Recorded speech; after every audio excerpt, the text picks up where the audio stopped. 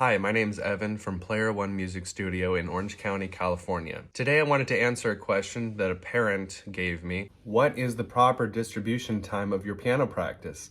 So between things like repertoire, technique, theory, and so on, how much time should we be spending on everything? Now, before I answer that, I wanted to first ask ChatGPT. This is the prompt I gave it. What should be the right breakdown of a 30-minute practice session? The student must practice their repertoire, technique, spend some time in the theory book, and then maybe improvise or practice. This is what it came up with and the breakdown. ChatGPT starts everything off with a 5-minute warm-up. It says, start with some light stretching and relaxation exercises for your fingers, wrists, and arms. Play simple exercises or scales at a slow tempo to warm up your fingers and get into the right mindset. Personally, I end up skipping this step and just going straight into the technique. But I think especially if I were dealing with some arthritic pains like I did in college, then this would be a great first thing to do. Now, I had arthritic pains in college, not just practicing badly, but also bad posture, bad diet, bad sleep. I'm not sure if I'm convinced to actually do a warm-up as part of my practice, but I do appreciate the spirit of getting into the right mindset before you practice. Kind of like we're shutting out the outside world and we're gonna focus on the task at hand. Next is technique for 10 minutes. Focus on scales, arpeggios, technical exercises to improve finger strength, dexterity, and coordination.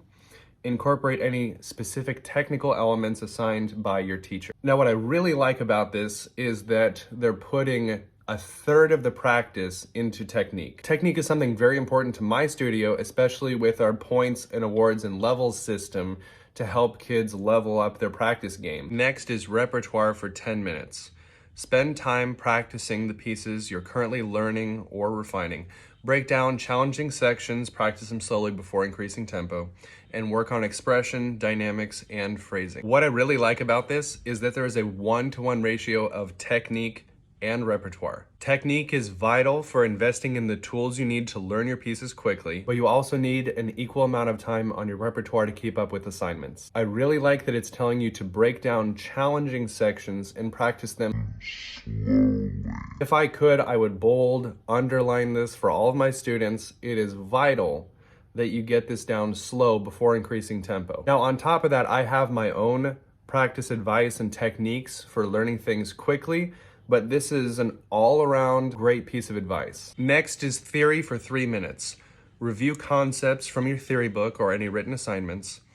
Focus on areas that may be challenging or new to reinforce your understanding. Now, at first glance, 3 minutes sounds about enough time to open and close the book, but I think if you are doing this on a consistent daily basis, then your understanding of theory concepts will be more thorough than if you just crammed it all on one day. Next is improvisation and composition.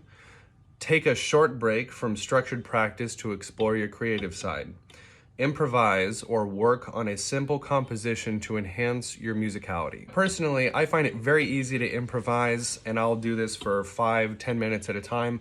I have a few students who are kind of like that, and then there are some that I kind of have to pull teeth to get them to try something out. I think 2 minutes is a good happy medium between the two to at least get something out there. And finally, review and cool down. Reflect on your practice session. Identify areas that need further attention. Play through a piece you enjoy to end the session on a positive note. I love this ending because especially if you had a hard time with your technique or repertoire or things weren't really gelling with your improv, then playing something you really like is essential to maintain a positive relationship with the piano. And I really like this first point too, to reflect on your practice session, the warm up and the end, the cool down, help you get into the right mindset of preparing to play the piano and then reflecting on what you did to know what you should do or focus on for next time. So 2 things I really appreciate about this breakdown is the 1-to-1 ratio of technique and repertoire, and the mindfulness of the cool down at the end of the practice session. I might shave off the warm up a couple minutes to actually keep it an even 30 minutes, or just kind of get rid of it entirely not sure if I see the point. So if you play piano or if you're a piano teacher, let me know in the comments below if you would follow this breakdown for your students,